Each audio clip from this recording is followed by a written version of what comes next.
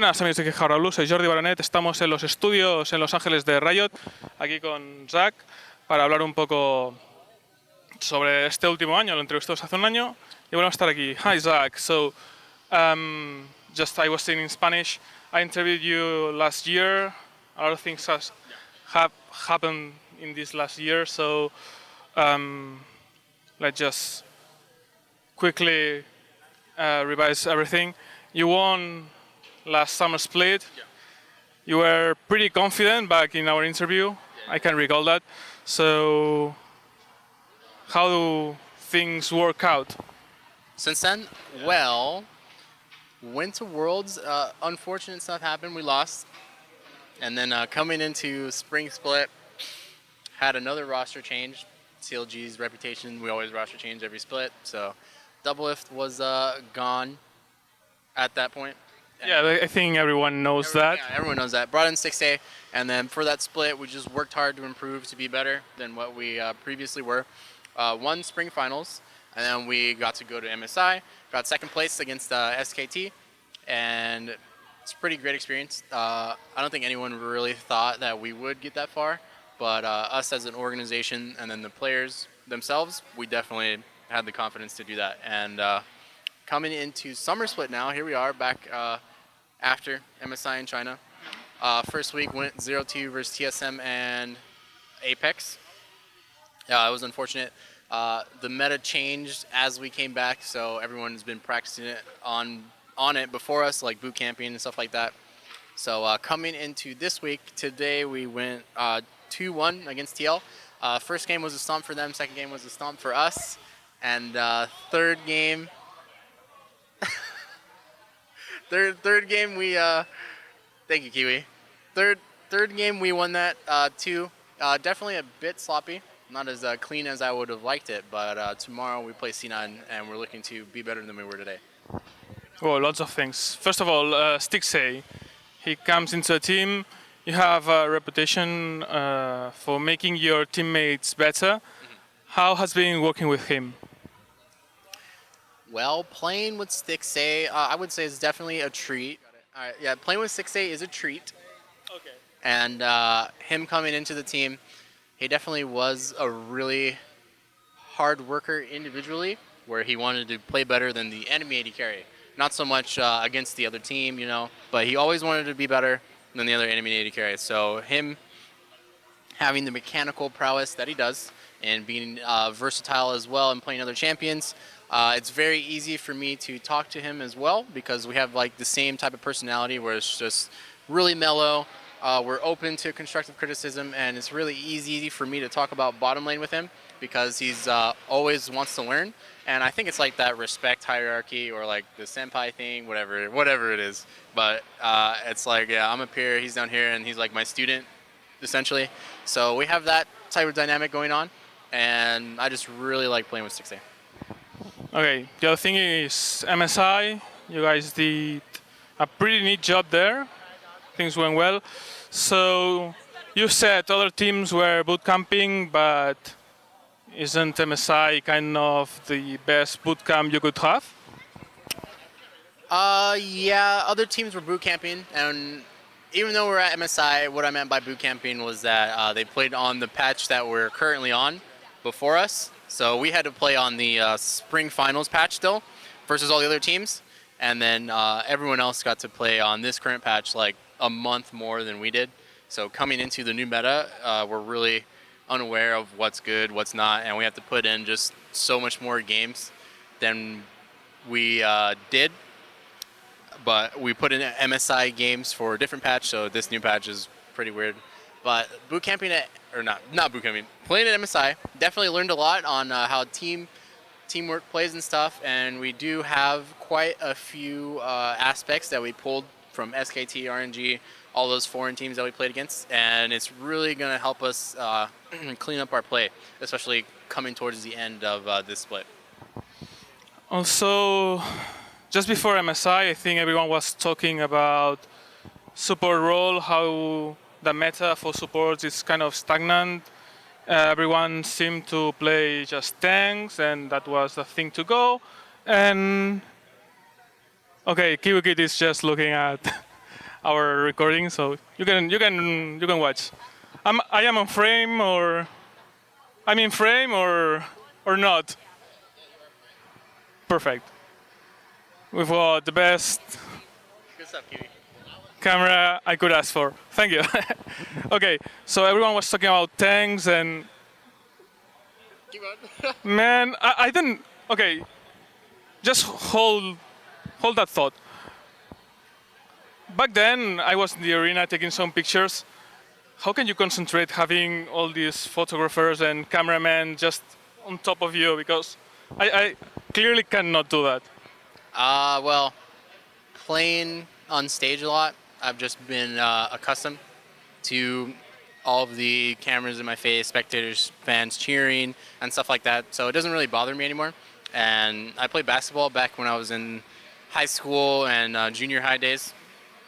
So being on the stage and being the performer isn't really anything new to me, and it's very easy for me to like block it out with my mind. So, yeah. Okay, back on the supports question and so pretty much everyone was playing kind of tank supports. You seem not to differ from that thought. What was your reasoning behind picking the likes of Nami and Soraka and all those ranged champions? Well, for me, I don't really think I did think the support role was stagnant, and everybody wanted a frontline tank from the support role. And at that time, everyone was playing carry junglers, tank tops, and I didn't really think you needed an extra tank from the support role because you already had that in the top lane. So range support would have more potential to impact the game than a melee support would.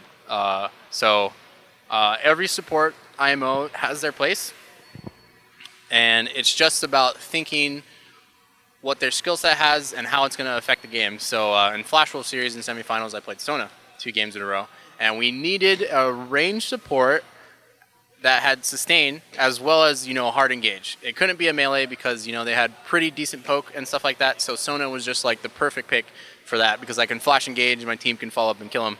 And you just have to really think about it. But most people are very jaded, I would say, and they don't really know how to play without a frontline support in front of them. So most players just want to stick to the meta, and no one really goes outside of it because they're afraid, it might not work, maybe it doesn't work the first time, and they're like, that sucks, even though you have to learn the pros and cons of picking these certain support champions. And even right now after MSI, we have people picking Nami all over the place. Bard is still highly prioritized, Soraka now being seen in other regions and stuff like that. So all the champions are good, you just have to be willing to put your foot out and show that it can work. Okay, just last couple of questions. Still on the support theme, how would you? No, how do I put that? How would you like the support role to evolve in these next patches? Let's say you have here a Riot designer, and you can tell him your thoughts. How would you like to see the role evolve? The support role evolve. I think it's in an okay spot right now. The only thing I would want is to stop buying Aegis of the Legion and lock it all the time. So because you're just pigeonholed into that one item every game. Every support has to buy that item, no matter what, because it's your role. You have the least gold.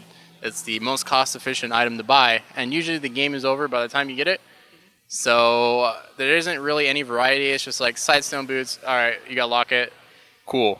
I don't really have enough gold generation to get like the cool active items, Ardent Sensor, Mikhail's, Zeke's Herald, or not Zeke's Herald, Zeke's Harbinger. Is that what it's called now? That's what it's called.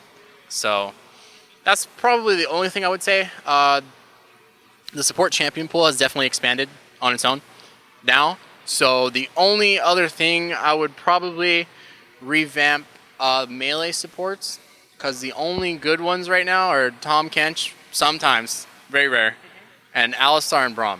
And Leona just got thrown aside. Tarek, new Tarek isn't that good. No one's really playing it. It's really hard to play in lane. So I would probably focus on the more melee support reworks. Okay, last question for today. Last year, I asked you how did you see CLG doing in the next long run. You said we're going to do well. I think we have high chances to win. You, in fact, did win not just the last summer split, but the spring split also. Okay, what do you see in CLG's future? What do I see in the future? Well, I know we're gonna do something great. So, with that being said, first off, we just have to probably live in the moment. Usually that's what I try and do for each game that comes up, how the team state is, environment-wise, atmosphere, and can't really put too high expectations on my team because what matters to me is, you know, how they feel right now and how they are going to feel maybe tomorrow or what happened the previous day. So I just really want to make my teammates feel, and organization, coaches and whatnot, feel like they're important. So before going too far into the future. That's probably the most professional sportsman response you could ever give me. I mean, in Spain we are huge soccer fans, and we've got that topics. You know, you reporters go and ask players, and there's always a set of responses that everyone does. That we have to go match by match. Every victory is important. There's no easy rival, so yeah. That I think that you stick pretty much to the topics. Yeah. That's all right. Okay, just the final question, the truly final question. You got it.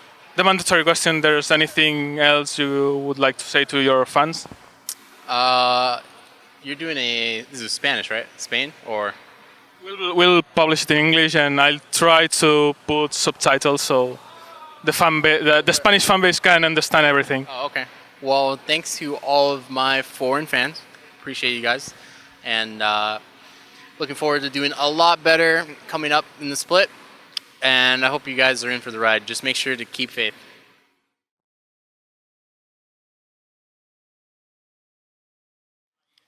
And I thought Maokai was squash. you thought what?